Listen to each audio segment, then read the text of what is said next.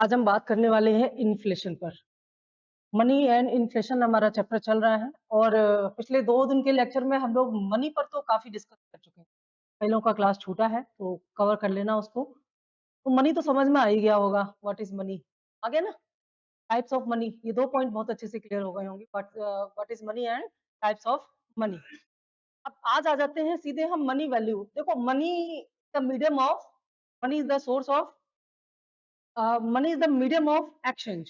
ये इसका मेन जो आंसर है, व्हाट इज़ मनी?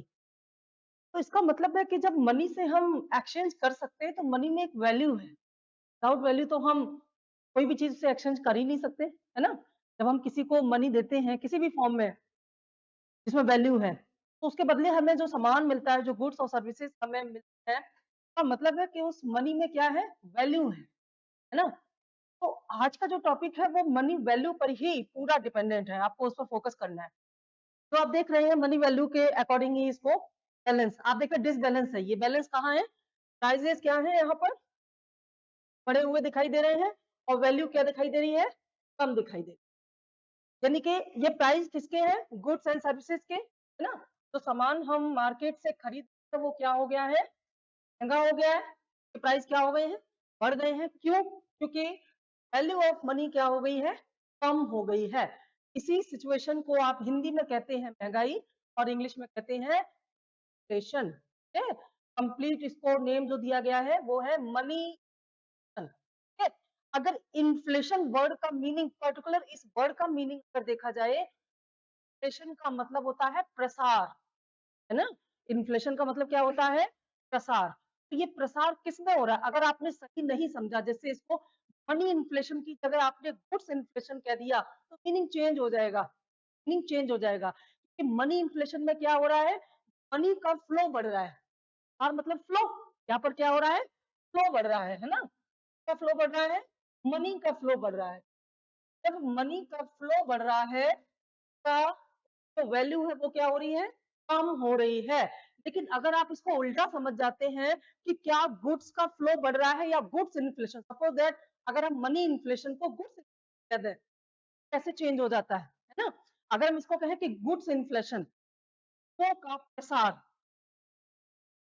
मार्केट में गुड्स बहुत ज्यादा है, सप्लाई बहुत ज्यादा है, गुड्स एंड सर्विसेज सप्लाई बहुत ज्यादा है। सप्लाई ज्यादा होगी तो फिर वो महंगी होनी ही नहीं चाहिए, फिर तो उनकी प्राइस क्या होनी चाहिए? कम होनी चाहिए। जबकि यहाँ सिचुएशन क्या है? प्राइस अप है, प्राइस अप है, इसका मतलब मार्केट में जो फ्लो है वो गुड्स का नहीं है, बल्कि किसका फ्लो बढ़ गया है?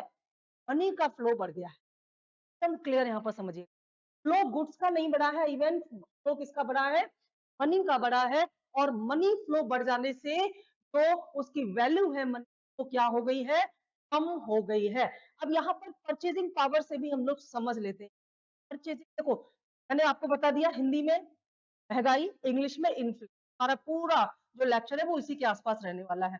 और ये चीज हम और आप as a customer, as a consumer daily देखते हैं मार्केट में। अगर हम कहें क्या कि मेजर प्रॉब्लम है उनमें से एक है इन्फ्लेशन या महंगाई। हर इलेक्शन में बात होती है, वादे किए जाते हैं, लेकिन महंगाई खत्म नहीं होती, है ना? तो क्यों खत्म नहीं होती और एक्चुअली ये है क्या?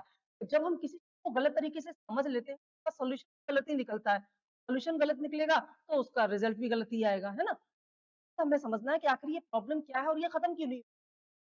मनी इन्फ्लेशन एक ऐसी सिचुएशन होती है जिसमें मनी का फ्लो बहुत तेज हो जाता है और गुड्स का फ्लो धीमा हो जाता है, जिसकी वजह से गुड्स या वस्तुएं जो हैं वो महंगी हो जाती हैं और कम सामान खरीदने के लिए हमें ज्यादा पैसे देने पड़ते हैं, है ना? कम सामान खरीदने के लिए ज्यादा पैसे देने पड़ते हैं, इसका मतलब है पैसे की वैल्यू कम हो गई, सामान की वैल्यू बढ़ गई। 10 रुपए में जितना सामान पहले मिलता था उतना सामान अब नहीं मिलेगा। अब आपको 10 की जगह 15 रुपए देने पड़ेंगे। तो इसका मतलब है कि 10 रुपए की वैल्यू में 5 रुपए के बराबर कमी आ गई। ये तो मतलब हुआ ना, 5 रुपए और देने पर उतना ही सामान मिलता है जितना 10 रुपए से मिलता था। तो ये हम इसको वैल्यू से कंपेयर कर सकते हैं। चलो इसको परचेजिंग पावर से भी देख लेते हैं।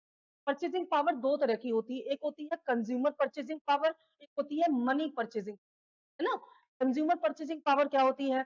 किसी भी कंज्यूमर के पास उसकी पॉकेट में जो लिक्विड मनी होता है, मैंने कल के लेक्चर में लिक्विड मनी के बारे में और मनी लिक्विडिटी के बारे में बहुत डिटेल्स में बताया था, जो लोग क्लास में थे बताया होगा। जिनको नहीं समझ में, जो नहीं थे क्लास में, वो वीडियो जरूर देख लेंगे, नहीं तो बात की थी तो मनी लिक्विडिटी या करेंसी लिक्विडिटी होती है, उसको समझने के लिए हमने कुछ मनी फ्लो को समझा था और मनी फ्लो को हमने 4 पार्ट्स में डिवाइड किया था, M0, M1, M2, M3, है ना? के अकॉर्डिंग हमने समझा था कि लिक्विड मनी या लिक्विड है, समझ में आया हो तो बताएं लिक्विड क्या है? लिक्विड करेंसी वो है जिसे हम क्विकली एक्सचेंज में यूज कर सकते हैं, है ना? तो क्विकली कन्वर्ट हो सकती है एक्सचेंज में, उसे हम कहते हैं लिक्विड मनी। जैसे अगर आपके पास 10 लाख रुपए हैं, आपने 5 लाख की एफडी कर दी है और 5 लाख आपके सेविंग में है, तो आपकी लिक्विडिटी या आपकी यानी कि कंज्यूमर परचेसिंग पर केवल लाख रुपए होगी, 5 लाख क्या है आपने एफडी कर दिए हैं, उसे आप बहुत जल्दी लेन देन में इस्तेमाल नहीं कर सकते। तो लिक्विडिटी जो है, मनी लिक्विडिटी जो है, इसके आधार पर तय होता है consumer purchasing. Consumer purchasing power का मतलब होता है कंज्यूमर के पास वर्तमान में खर्च करने के लिए कितने पैसे हैं एट प्रेजेंट। में तो उसके पास मकान भी है, एसेट भी है, बट एट प्रेजेंट आप ही सामान खरीद के ला सकते हैं जितना कि आपकी पॉकेट में है, या आपके एटीएम में, या क्रेडिट कार्ड, आपकी जो डेबिट और क्रेडिट कार्ड की आपकी लिमिट और आपकी अमाउंट, ये आपकी पावर की लिमिट डिसाइड करेगा एट प्रेजेंट। तो ये कंज्यूमर परचेसिंग पावर हुई। डिमांड का लेवल क्या होगा, ये क्या है परचेसिंग परचेसिंग। आज मार्केट में कितना सामान बिकेगा, ये इस बात में कि आज मार्केट में जो कंज्यूमर आए हैं परचेसिंग पावर कितनी है। सही है, आप कितने भी अमीर सही, लेकिन खर्च करने के लिए करंट में आपके पास पैसा नहीं है तो जाएंगे और देख के चले जाएंगे ना। तो कंज्यूमर की परचेसिंग पावर से यह तय होता है कि मार्केट में और सर्विस डिमांड का लेवल है वो क्या होगा। यहाँ पर एक तो कंज्यूमर की परचेसिंग पावर आपने समझ ली।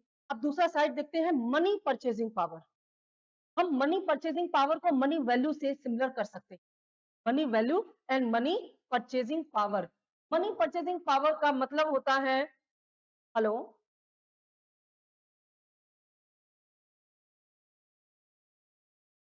हाँ जी बेटा,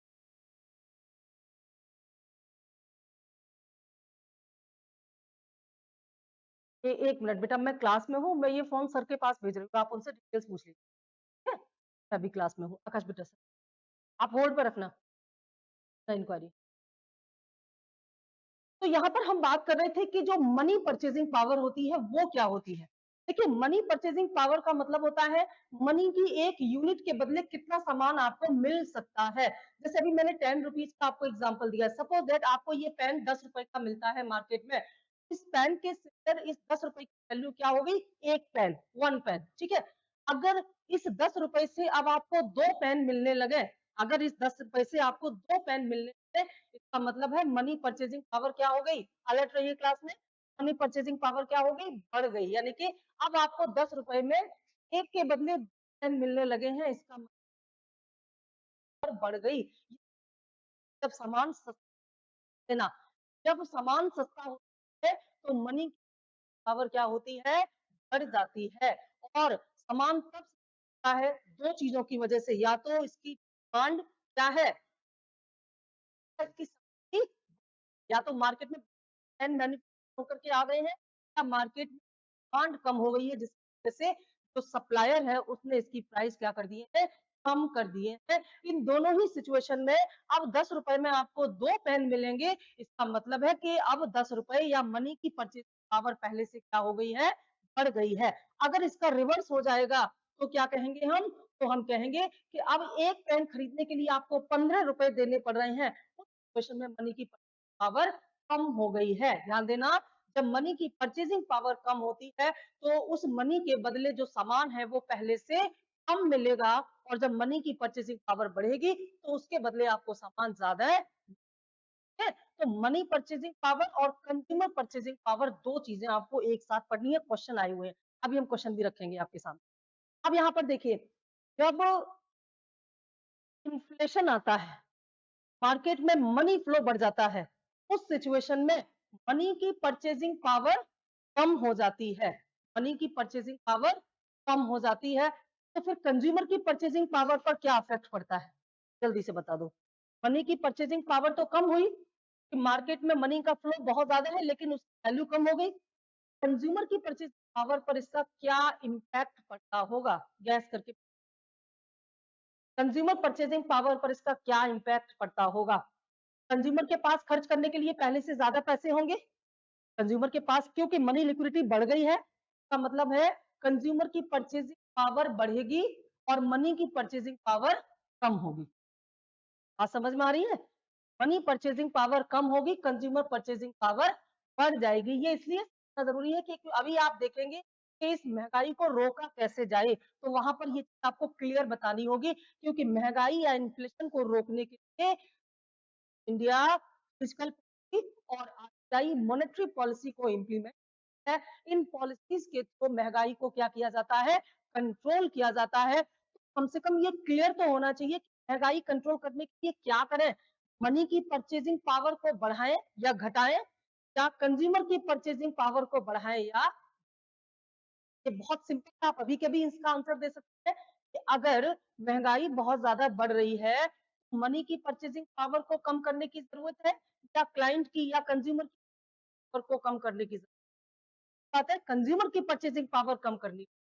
इसको दूसरे तरीके से एकदम सामान्य लैंग्वेज में समझते हैं, जैसे आम आदमी को समझाना हो। ये तो क्लासरूम की बात रही, क्लास से जब बाहर निकलो, एक सामान्य सा व्यक्ति कहता है भैया ये महंगाई है कि जाती नहीं।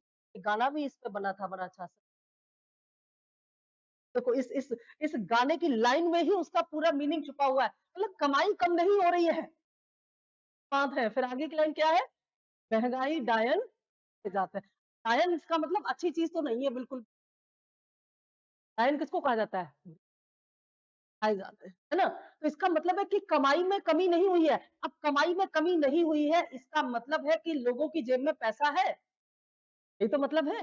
मार्केट में पैसा है लेकिन फिर भी उनसे जरूरतें पूरी नहीं हो रही है, इसलिए तो दुखी है ना गाने वाला बेचारा, इसलिए दुखी है। क्यों नहीं पूरी हो रही जरूरतें? क्योंकि अब उतना ही सामान खरीदने और ज्यादा पैसे देने पड़ते हैं, इसलिए समय समय पर जो पे कमीशन इम्प्लीमेंट किया जाता है, वेतन आयोग अभी 8वां पे कमीशन लगने वाला है ना, ये पे कमीशन हर 10 साल पर आते हैं, क्यों आते हैं? इन पिछले 10 सालों में जो महंगाई बढ़ी है या घटी है, उसका एवरेज निकालते हैं और इस बीच जो सैलरी में इंक्रीमेंट हुए हैं उनके बीच का एवरेज निकाल के देखते हैं, ताकि जो फिक्स इनकम वाले लोग हैं ना, अपन है वो सही तरीके से करते रहें। हम तो फिक्स है, महंगाई कंटिन्यूअस बढ़ रही है, उस सैलरी कितनी बढ़नी चाहिए, इसी के बारे में रिकमेंड करते हैं, सुझाव देते हैं ये पे कमीशन जो कि आने वाला है। भारत में लोग बड़े उत्साहित हो जाते हैं, खासतौर से गवर्नमेंट जॉब वाले, कि पे कमीशन आ रहा है तो सैलरी बढ़ेगी। क्यों? क्योंकि महंगाई बढ़ रही है। अब इसी बात है, महंगाई बढ़ रही है तो बढ़ेगा। तो कहने का मतलब ये है कि एक सामान्य व्यक्ति को समझ में कैसे आए कि भैया महंगाई क्या है, उसको ये इन्फ्लेशन को समझा, तो उसको सिंपल सा समझाना है कि बाजार में डिमांड बहुत ज्यादा है और सामान कम है, बस सिंपल सी बात है। यानी कि जो मार्केट में क्या है, डिमांड का लेवल बहुत ज्यादा है, डिमांड ज्यादा है और सप्लाई क्या है, कम है। अब ये किसकी डिमांड और किसकी सप्लाई? जो चीज महंगी हो रही है। आप किस महंगाई की बात कर रहे हो? आप कह रहे कपड़े बहुत महंगे, आप कह रहे हर चीज महंगी है, तो हर चीज की डिमांड क्या हो रही है, बढ़ रही है, और सप्लाई क्या हो रही है, कम हो रही है। और इसका परिणाम क्या होगा? इसके जो प्राइस होंगे वो भी क्या होंगे, बढ़ जाएंगे। प्राइस क्या होंगे, बढ़ जाएंगे। तो इसी को कहा जाएगा महंगाई। अब इसको रोके कैसे? इसको रोकने के दो तरीके हैं आपके पास, महंगाई रोकने के आपके पास दो तरीके हैं, उन बाकी सारे तरीके उन्हीं में छुपे हुए हैं। सिंपली दो तरीके हैं। पहला ये, या तो डिमांड को कम करो, दूसरा ये, या तो सप्लाई को बढ़ाओ। जैसे बाजार में 100 वस्तुओं की मांग है लेकिन 50 उपलब्ध है, तो फिर वो महंगी हो जाएगी, हर कोई खरीदने का प्रयास करेगा। कौन खरीद पाएगा? जो ज्यादा पे करेगा, तो महंगाई हो जाएगी ना। महंगाई को रोकने के दो तरीके हैं कि प्रोडक्शन करके मार्केट में सप्लाई बढ़ाई जाए और नया सामान लाया जाए, कि डिमांड है उतना सामान लाया जाए, या फिर क्या किया जाए, जब तक नया सामान मार्केट में नहीं आता तब तक के लिए डिमांड कम की जाए, लोगों को डाइवर्ट किया जाए दूसरे रास्ते पर। जैसे चीनी बहुत महंगी है तो गुड़ में डाइवर्ट किया जाए, है ना? या जो लोग ज्यादा पैसा होने की वजह से 5 किलो चीनी खरीद रहे हैं, उनको खरीदने से रोकने के लिए उन पर टैक्स लगाए जाए, उन पर कुछ ऐसा किया जाए कि वो ज्यादा ना खरीद सके ताकि बाकी लोग भी अफोर्ड कर सके। ये सब किसमें आ जाता है? ये आ जाते हैं आपकी मॉनेटरी पॉलिसी या फिस्कल पॉलिसी के अंतर्गत, जिसके थ्रू इस महंगाई को रोकने का प्रयास किया जाता है। अब आपको थोड़ा थोड़ा एक अब में कॉन्सेप्ट बन गया होगा कि हमारा जो टॉपिक है आज का इन्फ्लेशन का मतलब, है ना? तो इन्फ्लेशन एक ऐसी समस्या है जिसका परमानेंट सोल्यूशन आज तक हमारे देश में नहीं हो पाया, क्योंकि परमानेंट सोल्यूशन एक ही, हमारे यहाँ क्या होता है, सैलरी बढ़ा दी जाती है, सैलरी बढ़ा दी जाती है, जबकि परमानेंट सोल्यूशन क्या है? परमानेंट सोल्यूशन है प्रोडक्शन, प्रोडक्शन बढ़ाइए, आप सैलरी मत बढ़ाइए। अच्छा, यहाँ पर मुझे अलाउद्दीन वाला टॉपिक वो मेरा फेवरेट है, लेकिन कि जो उसका मार्केट रिफॉर्म उसने जो किया था मेडिवल हिस्ट्री में, तो अलाउद्दीन खिलजी को पढ़ेंगे। ये सारे कैरेक्टर ना आप इसलिए तरह से पढ़ा करो, कोई भी चीज जैसे आप बहुत बोझिल समझ याद नहीं होती, तो इंटरेस्टिंग तरीके से हमें कुछ ना कुछ सिखाते हैं। अलाउद्दीन जैसे नेगेटिव कैरेक्टर ने भी हमें कुछ सिखाया है, बिल्कुल सिखाया है। क्या सिखाया है? मार्केट रिफॉर्म में कैंटीन सिस्टम का बीज जो है वो उसी डाला। अच्छा, जब कैंटीन हम बोलते हैं तो हमारे दिमाग, और कैंटीन और साथ साथ राशनिंग सिस्टम, राशनिंग सिस्टम क्या होता है? Ration card, BPL, APL, AAY, ये राशन कार्ड है। तो राशन कार्ड के सिस्टम को हम क्या बोलते हैं? राशनिंग। क्या होता है राशन कार्ड? राशन कार्ड में एक फिक्स प्राइस पर फिक्स अमाउंट में पर्टिकुलर कैटेगरी को सामान खरीदने की परमिशन दी जाती है बाय गवर्नमेंट ऑफ इंडिया। यही तो है राशनिंग सिस्टम। ये चीज शुरुआत किसने की? अलाउद्दीन खिलजी। अलाउद्दीन खिलजी, क्या अलाउद्दीन खिलजी बहुत बड़ा विद्वान था इकोनॉमिक्स का क्या? कुछ ऐसी सिचुएशन आ गई कि उसको वो करना पड़ा। तो कई बार क्वेश्चन आता है कि अलाउद्दीन खिलजी के बाजार सुधार का मुख्य उद्देश्य क्या था? तो अलाउद्दीन खिलजी के बाजार सुधार का मुख्य था महंगाई को रोकना, कीमत स्थिर रखना, कीमतों को स्थिर रखना, स्टेबल करना। और आज हमारे देश की मॉनेटरी पॉलिसी का भी मुख्य उद्देश्य क्या है? प्राइस स्टेबल करना। सेम प्रोसेस तभी वही मोटिव आज है, यानी कि महंगाई को स्थिर रखना, कीमतों को स्थिर रखना। अलाउद्दीन खिलजी को कीमत स्थिर रखने की, आप इतिहास पढ़ेंगे तो आप देखेंगे अलाउद्दीन खिलजी ज्यादा मंगोल आक्रमण हुए थे दिल्ली पर, बहुत ज्यादा मंगोल आक्रमण। पश्चिम उत्तर की जो सीमा थी, जो जहां आज पाकिस्तान, बड़ा असुरक्षित रहा, तो यहाँ से बहुत सारे बाह्य आक्रमण होते थे और मंगोल बड़ा ही बर्बर और लड़ाकू प्रजाति होती है ना, तो वो एकदम हमला करते थे। उन्हें हिंदू थे ना मुस्लिम थे, बाद में फिर वो सेटल होके मुस्लिम ग्रुप में शामिल हुए। तो उनका एक ही काम था कि बस लूटो। और अलाउद्दीन खिलजी सबसे ज्यादा मंगोल आक्रमण हुआ। अलाउद्दीन खिलजी के इन आक्रमणों से निपटने की एक रिजर्व फोर्स हमेशा रखी जाए दिल्ली। इससे पहले की फोर्सेस कैसी होती थी? सामंती सेना होती थी, अलग अलग जिलों में, प्रांतों में सामंतों के पास सेना होती थी। जब युद्ध करना होता था तब सेना आती थी, सेना को आने में ही महीनों लग जाते थे। कहा कि एक परमानेंट हमारे पास आर्मी होनी चाहिए जो दिल्ली में ही रहे, जो आज रिजर्व पुलिस के रूप में आप देखते हैं रहती है उस तरह की। वो रिजर्व पुलिस को तब, रिजर्व फोर्स जब आपने बनाई, तो जाहिर सी बात उनको कैश सैलरी देनी पड़ेगी। अलाउद्दीन खिलजी ऐसा पहला सुल्तान था जिसने नगद वेतन दिया। याद रखना फैक्ट है ये, नगद वेतन। नगद वेतन देना मजबूरी क्यों थी? क्योंकि रिजर्व फोर्स रखना है दिल्ली में। 1 लाख की उसने रिजर्व फोर्स वहां पर भर्ती किया और उसको कैश में सैलरी दिया। कैश में सैलरी देने के लिए उस समय ऐसी सैलरी तो थी नहीं आज की जैसे, पेपर करेंसी थी नहीं, मेटेलिक करेंसी थी। और मेटल करेंसी में भी मेटल कौन सा? सिल्वर, चांदी की मुद्रा होती थी। अब मेटल करेंसी के लिए चांदी चाहिए, और इतनी ज्यादा चांदी थी नहीं कि 1 लाख सैनिकों के लिए का प्रबंध किया जाए, नए कॉइन छापे जाए ना। अब इतनी चांदी की, अगर सैनिकों को कम वेतन मिलेगा, उनकी जरूरतें पूरी नहीं होंगी, तो सैनिक हंगामा कर देंगे, मंगोलों से पहले वो दिल्ली पर ही आक्रमण कर देंगे, है ना। सैलरी पर्याप्त दी जाए तो इतना चांदी कहाँ से आए? अब समस्या का समाधान अलाउद्दीन खिलजी जो खोपड़ी थी उसमें खुराफात आया, उसने कुछ लोगों को बुला करके मंत्रणा की और कहा कि इसका समाधान निकालो। दिल्ली में सरकारी बाजार स्थापित, कैंटीन क्या है? सरकारी बाजार, है ना। सरकारी बाजार स्थापित कराए उसने दिल्ली में, और हर एक सामान के लिए अलग अलग मार्केट, कपड़े के लिए अलग, घोड़ों के लिए अलग, दासों के लिए अलग अलग सेपरेट मार्केट बना। और उसमें उसने डिमांड और सप्लाई को खुद मैनेज किया। उसने कहा कि आज, क्योंकि वो जानता था कीमतें तभी बैलेंस रहेंगी जब डिमांड और सप्लाई बैलेंस, है ना? अगर बाजार में 100 खरीदने वाले हैं, 100 वस्तुओं की डिमांड है और 100 वस्तुओं को खरीदने लायक लोगों की जेब में पैसा है, तो सामान न सस्ता होगा न महंगा होगा, ध्यान रखना, है ना? तो अलाउद्दीन खिलजी ने ये अनाउंसमेंट किया कि दिल्ली के जितने भी व्यापारी हैं, वो अपना सारा सामान इसी सरकारी बाजार में ला करके बेचेंगे। इधर उधर गली नुक्कड़ पर कोई बेचता नजर आया तो उसको सजा दी जाएगी। ऐसा करके क्या किया अलाउद्दीन ने? ऐसा करके अलाउद्दीन ने दिल्ली के मार्केट में सप्लाई का लेवल बढ़ाया, क्योंकि जब जितना भी प्रोडक्शन हुआ सारा सामान दिल्ली में बिकेगा, है ना? तो सप्लाई में उसने लेवल बढ़ा दिया। अब दूसरा साइड उसको देखना था, डिमांड साइड। डिमांड साइड में उसने कहा कि जितने भी सैनिक हैं, हम सैनिकों का नाम ले रहे हैं, वैसे ये व्यवस्था सबके लिए थी, आपको सैनिक का नाम लेकर कैंट्री सिस्टम ने कहा कि जितने भी सैनिक है वे अपनी पोजीशन यानी कि पद, कोई सिपाही है, कोई हवलदार है, कोई सूबेदार है ना? हिसाब से एक फिक्स अमाउंट, फिक्स लिमिट में वो सामान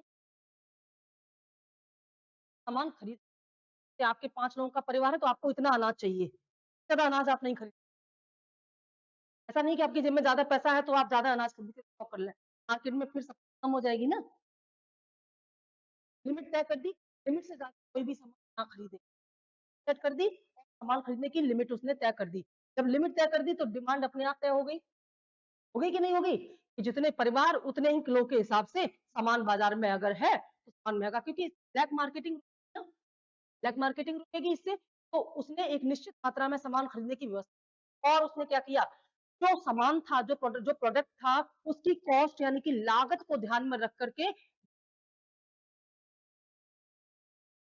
ध्यान में रखकर क्या कर दी कि यह सामान इस कीमत से ज्यादा पर नहीं बिकेगा, तो क्योंकि अगर बहुत सस्ता बिकेगा तो फिर प्रोड्यूसर को लॉस होगा, वो भी तो प्रॉफिट होना चाहिए। सारे बिजनेस, सारे व्यापारियों को कहा तुम अपना सामान यही बेचो, घाटे में तो रह करके नहीं बेचेंगे ना वो।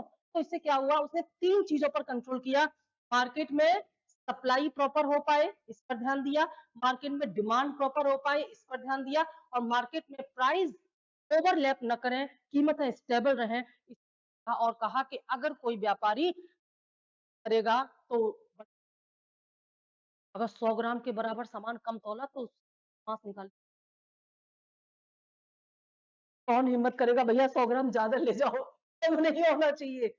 आजकल हम मार्केट में जाते हैं, हम लोग तो देख कर मैं जैसे मार्केट में आजकल तो हल्का हो गया, पहले से कम सामान चढ़ता है, तो बहुत दिखाया लेकिन अपने को समझ में नहीं आएगा, पर फेर फेर होता है। इस तरह से अलाउद्दीन खिलजी ने बाजार में डिमांड, सप्लाई और कीमतों को स्टेबल करके एक कैंटीन व्यवस्था दी। आज वर्तमान क्या है, उसमें उन्होंने ये व्यवस्था कर रखी है कि हर एक वहां का जो सैनिक है वो अपने पद के हिसाब से महीने और सालाना में एक नियमित मात्रा में सामान खरीद सकता है, जो सबके लिए बराबर कीमतें होती हैं। ऐसा नहीं है कि इस स्टॉल पर ज्यादा कीमत है, इस स्टॉल पर कम, ऐसा नहीं है। क्या हुआ, सैनिक अलाउद्दीन खिलजी ने कम वेतन में ही सैनिकों की आवश्यकता का पूरा प्रबंध कर दिया, क्योंकि इससे महंगाई कम हो गई में, और महंगाई कम होने की वजह से थोड़ी सी सैलरी में सभी सैनिकों, और वह इस, हालांकि कई आरोप भी लगाए जाते हैं कि ये प्रयास सफल नहीं हुआ, लेकिन उसने एक एग्जाम्पल सेट किया, अलाउद्दीन ने एक एग्जाम्पल जो इससे पहले कभी किसी ने नहीं किया, बहुत अर्ली एज पर ये, दिल्ली सल्तनत में, वो भी मेडिवल पार्ट्स में ना, तो और मुगल काल, मुगल पीरियड से पहले दिल्ली सल्तनत। तो ये एक ऐसी व्यवस्था थी जिसने, जो आज भी जिसकी वैल्यू है, आज भी जब महंगाई को कंट्रोल करने के लिए राशनिंग सिस्टम मोस्ट इम्पोर्टेंट, तो इसका मतलब ये है कि महंगाई को रोकने के 2 तरीके हैं, या तो आप डिमांड को कम कर दो, या तो आप सप्लाई को बढ़ा दो। इन्हीं दोनों को ध्यान में रखते हुए मॉनेटरी पॉलिसी और फिस्कल पॉलिसी इम्प्लीमेंट की जाती है। तो इन्फ्लेशन अच्छी चीज, ये हमने अभी समझाया, लेकिन एक का अगला पॉइंट हम आपको बताएंगे तो आप कहेंगे एकदम डिफरेंट हो गई है। एक तरफ तो हमने कहा कि इन्फ्लेशन अच्छा नहीं है, और दूसरी तरफ हम आपको बताएंगे कि इन्फ्लेशन होना जरूरी है। इन्फ्लेशन होना ना, क्यों जरूरी? देखो, इन्फ्लेशन के बारे में एक बहुत सही सा वर्ड यूज किया जाए, इन्फ्लेशन एक आवश्यक बुराई है। इन्फ्लेशन आवश्यक बुराई है, मतलब जरूरी भी है, लेकिन ज्यादा हो जाए तो बुराई है, ठीक है? तो इसके लिए हम आपको एक साइकिल समझाएंगे। साइकिल क्या है? है इन्फ्लेशन का साइकिल। अब इस साइकिल में आप कहां से देखेंगे, जिस इन्फ्लेशन की शुरुआत कहां से होती है, डिमांड क्या हो जाती है, बढ़ जाती है। डिमांड क्या हो जाती है, बढ़ जाती है। डिमांड बढ़ जाने से क्या होते हैं, प्राइस भी क्या हो जाते हैं, प्राइजेस भी बढ़ जाते हैं। प्राइजेस बढ़ जाने से क्या होता है, इसके बढ़ जाते हैं। क्या हो जाता है, इन्वेस्टमेंट बढ़ता है। इन्वेस्टमेंट बहुत ध्यान से समझना। जैसे कोई प्रोड्यूसर है, वो देखता है कि अब प्रॉफिट बहुत ज्यादा हो रहा है, तो वो और नया प्रोडक्ट करने के लिए अपना नया इन्वेस्टमेंट करता है। इतनी अच्छी चल रही तो दूसरी कंपनी एक यूनिट अच्छी चल रही, तो इससे क्या होता है, इन्वेस्टमेंट। इन्वेस्टमेंट बढ़ेगा तो क्या होगा, एम्प्लॉयमेंट भी तो बढ़ेगा ना। एम्प्लॉयमेंट क्या होगा, बढ़ जाएगा, लोगों को खूब सारे रोजगार मिलेंगे, एम्प्लॉयमेंट बढ़ेगा।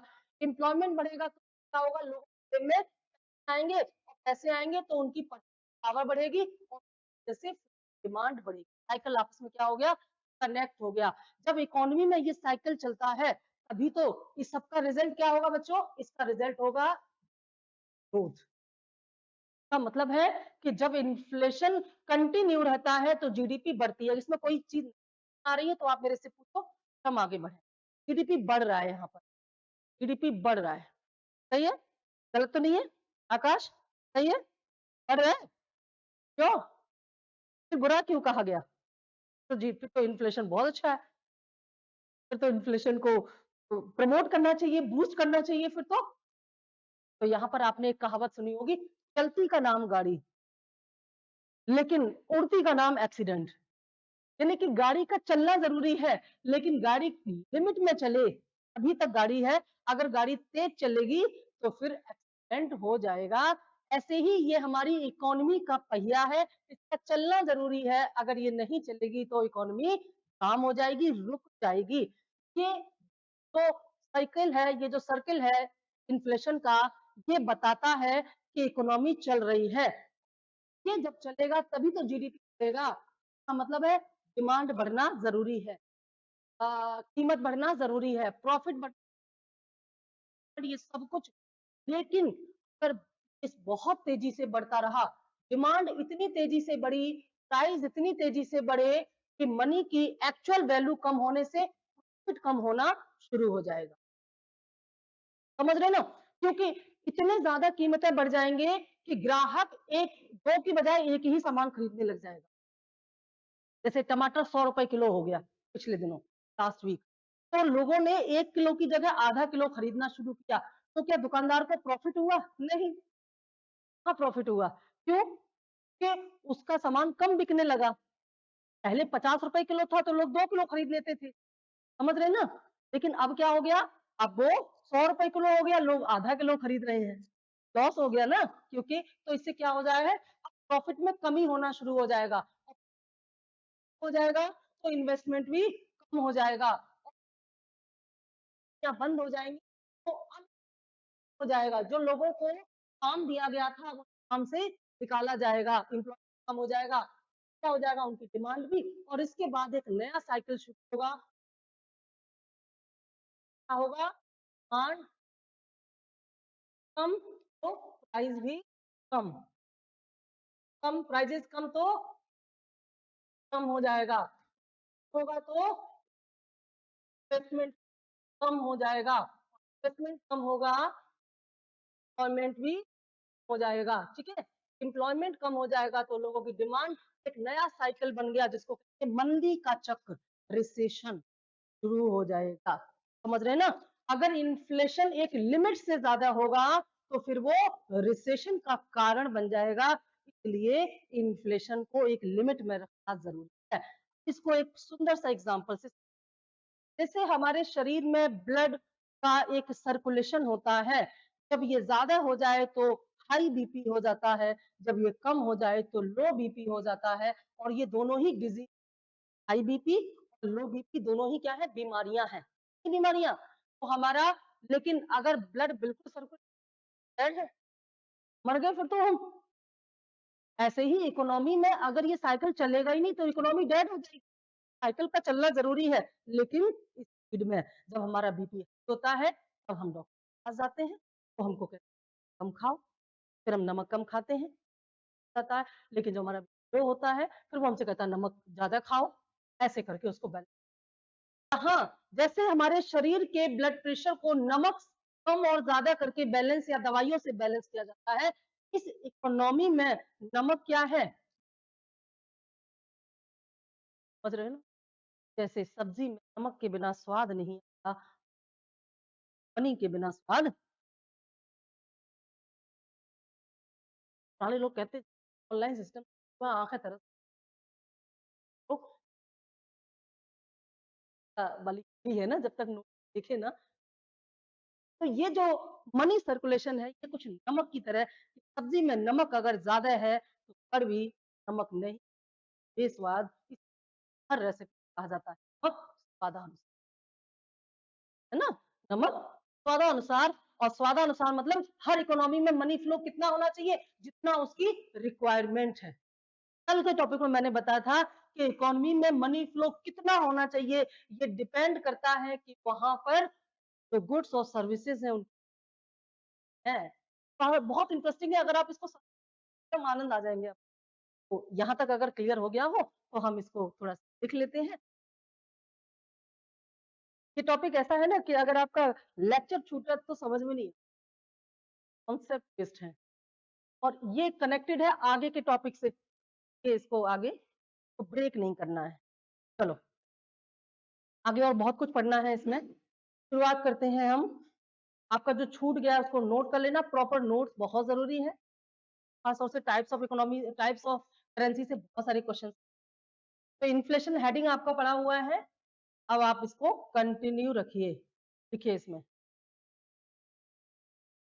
Inflation refers to, inflation refers to, inflation refers to the persistent, refers to the persistent rise in the general price level, rise in the general price level, the country general price level. एक एक चीज का price नहीं देखा जाता, general on average,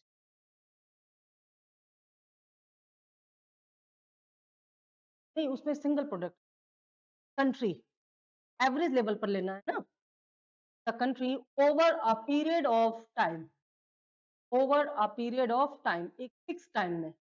अब ऐसा नहीं है कि आप पुराने 10 साल की कीमत कंपेयर करते हो कि महंगाई बढ़ गई है। ड्यूरिंग पीरियड्स ऑफ इन्फ्लेशन,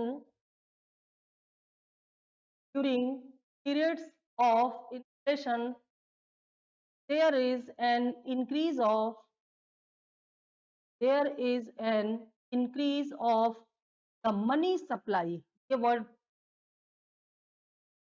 समझना है, increase of the money supply, क्या कहना चाह रहे हैं ये, क्या बढ़ रहा है, मनी सप्लाई। इसको अभी हमने क्या कहा था, मनी फ्लो। देखो मार्केट में गुड्स की सप्लाई और मनी की सप्लाई, इनके बीच में अगर बैलेंस बिगड़ेगा तो इन्फ्लेशन या रिसेशन पक्का आएंगे, समझ रहे ना? जैसे मार्केट में गुड्स का फ्लो है 100 का, ठीक, और मनी फ्लो है 80 का, क्या हो जाएगा, जल्दी सोच के, महंगाई बढ़ेगी। और इसका रिवर्स कर दिया तो रिसेशन, और दोनों इक्वल हुए तो बैलेंस्ड। मार्केट में मनी फ्लो कितना हो, अभी तो बताया, जितना गुड्स का फ्लो है, बाजार में जितनी वस्तुएं हैं बिक्री के लिए उनकी जो कीमत है उतना रुपए चाहिए बस, उससे ज्यादा हुआ तो क्या करेगी सरकार, फिर सेविंग की तरफ बढ़ाएगी, तो मनी फ्लो किधर जाएगा, M0 से M3 की ओर बढ़ाएगी, कि भाई, है ना? जब जब इन्फ्लेशन आएगा तो मनी का फ्लो किधर किया जाएगा, M0 से M3 की ओर किया जाएगा, जब रिसेशन आएगा तो उल्टा रिवर्स किया जाएगा, सब कुछ उसी पर डिपेंड करता है। मनी फ्लो उधर ही जाएगा जहां उसकी जरूरत है ना, बाजार में सामान ज्यादा है और लोगों के पास पैसे कम है तो वो बढ़ाए जाएंगे, बढ़ाए जाएंगे इन द सेंस मनी की चाल कम और ज्यादा कर दी जाएगी, चाल, स्पीड, फ्लो। अच्छा यहाँ quantity of money, quantity of money, क्या आपको लगता है कि मंदी आती है तो हर बार मंदी का मतलब क्या है? लोग कम खरीद रहे हैं, सामान सस्ता है लेकिन बिक नहीं रहा है। समझ लोगों की जेब में पैसे कम है, कंज्यूमर की परचेज़ पावर कम हो गई है ना? तो आरबीआई नया नोट छापेगा, आरबीआई नई करेंसी छापेगा, नहीं, मनी का फ्लो बढ़ा देगा। मनी कहीं चला थोड़ी जाता है। अचानक ये कहते अच्छा आने वाले टाइम में ये कहा जा रहा है और मुझे भी ऐसा लगता है कि आने वर्ल्ड लेवल पर बात यूरोप और अमेरिका से होगी। इंडिया तो इस समय बहुत बहुत अ, इनके साथ ज़बरदस्त बढ़िया और ये बहुत अच्छा एक न्यू वर्ल्ड ऑर्डर यहाँ बनने वाला है। बहुत बढ़िया से इस सिग्नल है इंडिया के लिए, बिना कुछ किए वही हो रहा है जो हमारे लिए होना चाहिए। कभी-कभी कुदरत साथ दे देती है ना और अब ऐसे-ऐसे नई-नई डील होंगी क्योंकि खिसियाया हुआ यूरोप से और अमेरिका से और इंडिया को भी धोखा दिया है अमेरिका ने। दोनों जो है बात का बदला लेने के लिए एशिया में अपना जैसे पावर पोलराइजेशन का प्रयास कर रहे हैं। पावर पोलराइजेशन और पोलराइजेशन में जो तीसरा पॉइंट है ना, पॉइंट चाइना, इतना सस्ता इंडिया के लिए।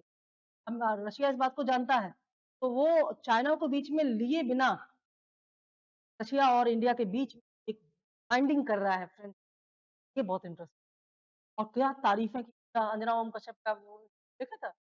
क्या है उसने इनसे इंटरव्यू ले लिया भाई, क्रेमलिन गई थी रशिया में इंटरव्यू लेने, तो उसमें उन्होंने जो बताया कि इंडिया की बड़ी तारीफ़ें की, बहुत तेज़ी से वो बहुत ऑब्वियस सी बात है कि खास तौर से हाइड्रो पावर प्रोजेक्ट और न्यूक्लियर और आने वाले टाइम में इंडिया में बहुत ज़्यादा प्रोग्रेस जो होने वाली है, वो है आपकी डिफेंस।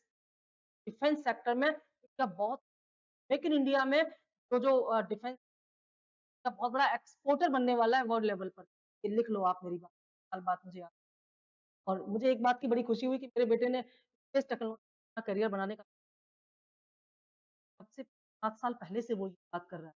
बच्चे तब पिछली जनरेशन के बच्चे अवेयर होते हैं, तो उसने 5 साल पहले ही डिसाइड अभी 9th में पढ़ रहा है, साल का नहीं, तो पता है उसको क्या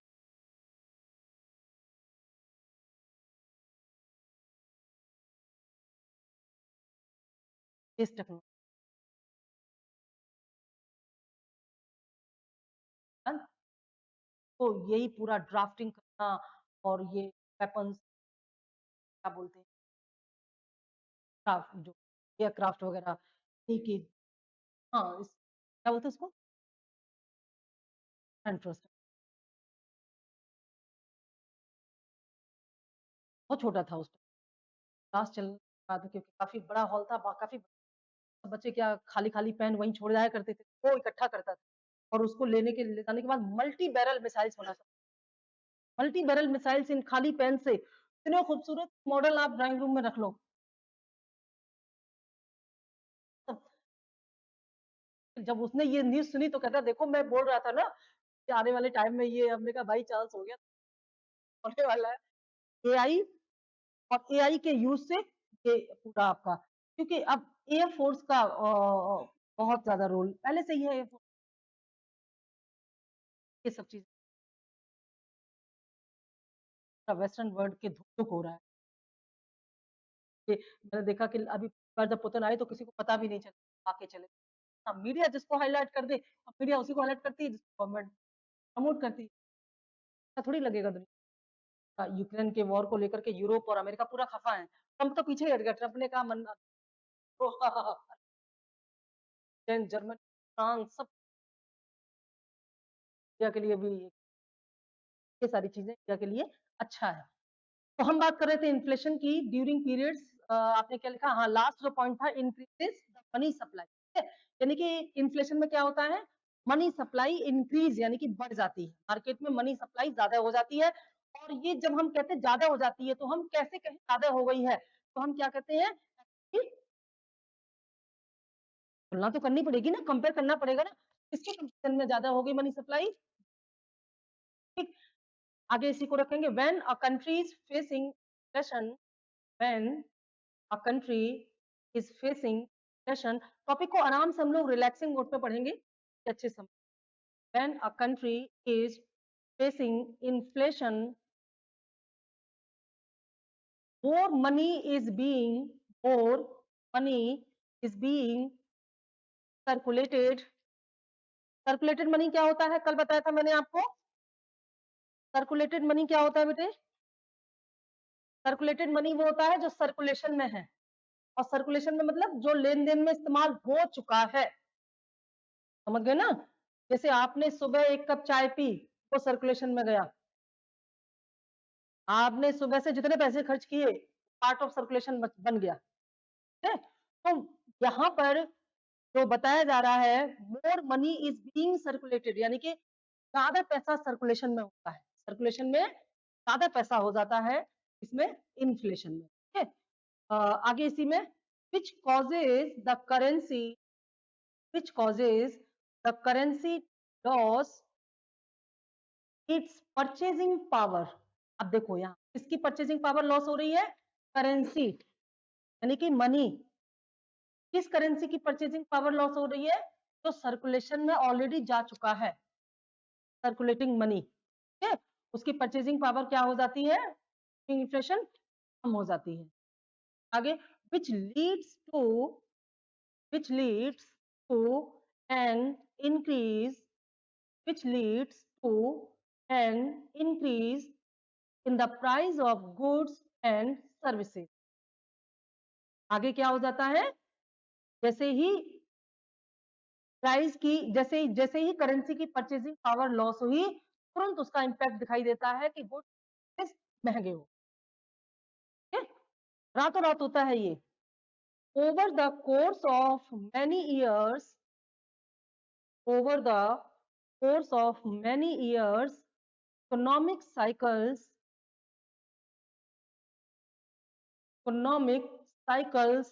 to cycles go through periods of inflation। पहले टर्म आएंगे, अभी आपको बताएं। तो periods of inflation, deflation, FLATION, deflation and stagflation, STAGFLATION। Three words यहाँ पर यूज किए गए हैं। कौन कौन से देख लेते हैं? सुने हैं कभी ये आपने? inflation, inflation और stag। अब इसका मतलब आपको समझना होगा, तब आगे बढ़ना। इन्फ्लेशन तो समझ में आ ही गया। इन्फ्लेशन में क्या हो रहा है? महंगाई बढ़ रही है, यानी कि गुड्स के प्राइस बढ़ रहे हैं, मनी की वैल्यू कम हो रही है। है ना इन्फ्लेशन का। डिफ्लेशन, डी का मतलब होता है कम होना, है ना? डी का मतलब होता है कम होना। क्या कम हो रहा है? इन्फ्लेशन। इन्फ्लेशन मतलब प्रसार, फ्लो। तो इसमें क्या हो रहा है? जो महंगाई बहुत, अब हम एक साइकिल फिर से बनाएंगे। यहाँ पर क्या हो रहा है? प्राइजेस बहुत ज्यादा है, प्राइजेस जो है वो क्या हो रहे हैं? बहुत ज्यादा बढ़ रहे हैं। क्या है? क्या? ये इन्फ्लेशन है। अब इसको बहुत दिनों तक तो रहने नहीं दिया जाएगा, गवर्नमेंट इसको कंट्रोल करेगी, है ना? तो इसके लिए वो पॉलिसीज रहेंगी। कौन कौन सी? एक मॉनेटरी पॉलिसी, फिस्कल पॉलिसी। ये कौन करेगा? आरबीआई। ये कौन करेगा? Government of India. इनके जब ये इंप्लीमेंट किए जाए, प्राइस में क्या होगा? थोड़ी सी गिरावट तो आएगी ही, प्राइस में गिरावट आएगी ना, क्योंकि महंगाई होनी चाहिए 7% और हो गई 15%, इन्फ्लेशन हो गया, है ना? अब उस इन्फ्लेशन को रोकने के लिए मॉनेटरी और फिस्कल पॉलिसी को जब इंप्लीमेंट किया गया, टारगेट क्या है? टारगेट है 7%, टारगेट है 7%, हो गई 15%, एग्जाम्पल दे रहे हैं। टारगेट है 7%, हो गई 15%, तो इसको रोकने के लिए जब प्रयास किया गया, तो ये 15 से धीरे धीरे कम हो रही है। क्या हो रही है? जर्नी है, यहाँ से यहाँ तो जर्नी है। क्या है? बोर्ड पर स्क्रीन पर ध्यान दो, ये क्या है? डिफ्लेशन, यानी कि इन्फ्लेशन में कमी हो रही है, लेकिन अभी भी टारगेट है जहां पर क्या हो गई है? 50%, ये कितना? 7%। तो 15 से 7 के बीच का जो रास्ता है, जहां धीरे धीरे महंगाई कम हो रही है, इसको क्या वर्ड दिया जाएगा? कौन सा नाम दिया जाएगा? डिफ्लेशन। ऐसा नहीं है कि 15 से 14 होगी तो आप इसको रिसेशन कह दोगे ना, ये डिफ्लेशन। समझ रहे ना? धीरे धीरे महंगाई क्या हो रही है? कम हो रही है, लेकिन अभी भी अपने टारगेट से दूर है, अभी भी अपने टारगेट से दूर है। हिंदी में डिफ्लेशन को कहते हैं अवस्फीति। डी का मतलब है अब, गिरावट। समझ में आई? तो ये डिफ्लेशन। जब यहां पर आ जाएगी तो ये क्या हो जाएगा? स्टेबल। क्या हो जाएगा? स्टेबल हो जाएगा। और अगर कंटिन्यू ऐसे ही महंगाई कम होती रही तो फिर यहाँ पर क्या आ जाएगा बच्चों? प्राइसेस बहुत ज्यादा कम हो जाएंगे, आ जाएगा रिसेशन। क्या आ जाएगा? रिसेशन आ जाएगा, और मंदी आ जाएगी। यहाँ पर क्या था? इन्फ्लेशन, यानी कि टॉप पर जब प्राइस पहुंचे तो इन्फ्लेशन, जब बॉटम पर पहुंचे तो रिसेशन। जब प्राइस टॉप पर पहुंचे तो क्या हो गया? इन्फ्लेशन। जैसे होना चाहिए 7%, हो गया 15, तो ये 15 क्या हो गया? इन्फ्लेशन। ठीक है, और यहां पर आकर के सपोज दैट 2% हो गया, क्या हो गया? रिसेशन। हमें चाहिए 7%। समझ गए? अब प्राइस बहुत कम हो गए तो फिर से इसको अप करने के लिए कोशिश की जाएगी। अप करने का मतलब 7% पे लाने की कोशिश की जाएगी, 7% पे लाने की कोशिश की जाएगी। तो रिसेशन था वो धीरे धीरे क्या हो जाएगा? कम हो जाएगा। रिसेशन कम हो जाएगा क्योंकि रिसेशन में क्या है? इकोनॉमी इतनी स्लो हो गई है कि बिल्कुल मंदी आ गई है। अब इस मनी फ्लो बढ़ा करके इकोनॉमी को फिर से बूस्ट किया जा रहा है। ठीक है, तो जब रिसेशन को कम किया जाएगा, इकोनॉमी धीरे धीरे आगे बढ़ेगी तो कीमतें बढ़ेंगी ना, 2% से ऊपर जाएंगी। कहां तक ले जानी है? 7 तक। तो यहाँ से धीरे जब प्राइस बढ़ रहे हैं तो कहा जाएगा री इन्फ्लेशन। क्या कहा जाएगा? इन्फ्लेशन। कहीं कहीं इसको रिफ्लेशन वर्ड दिया गया है, रिफ्लेशन वर्ड। ठीक है, इसको नाम दिया गया है रिफ्लेशन या री इन्फ्लेशन, यानी कि जो बहुत डाउन हो गया था वो फिर से क्या कर रहा है? प्लेट हो रहा है फिर से। ठीक, अब 7% पर गई तो फिर से क्या हो गया? बैलेंसिंग से हो गई 7%। लेकिन अगर ये फिर कंटिन्यू ऐसे ही बढ़ते रहे प्राइस, क्या हो जाएगा? इन्फ्लेशन। अब मेन मेन पॉइंट देख लेते हैं। इन्फ्लेशन, रिसेशन, और यहां पर ये बैलेंस। जब एक साथ जब एक साथ क्या होता है? जब किसी इकोनॉमी में एक साथ इन्फ्लेशन और रिसेशन दोनों चीजें एक साथ दिखाई देती हैं, बोलते हैं स्टैगफ्लेशन। क्या बोलते हैं? चलो हम एक फ्रेश पेज पर इसको फिर से बना देते हैं, आप ड्रॉ कर लेंगे, बहुत इंपॉर्टेंट। सबसे अगर जब प्राइस बहुत टॉप पर होंगे तो ये क्या हो जाएगा? इन्फ्लेशन। जब प्राइस टॉप पर होंगे तो इन्फ्लेशन। ठीक है, जब प्राइस बॉटम पर होंगे तो रिसेशन। क्या होगा? रिसेशन। और जब प्राइस बैलेंस में होंगे, जब अब लेकिन ये एरो देखना होगा, ये इधर से इधर जा रहा है। जब इधर से इधर जाएगा तो इसको क्या कहेंगे? और जब रिसेशन दूर होगा और प्राइस इधर से इधर जाएंगे तब क्या होगा? कहेंगे कि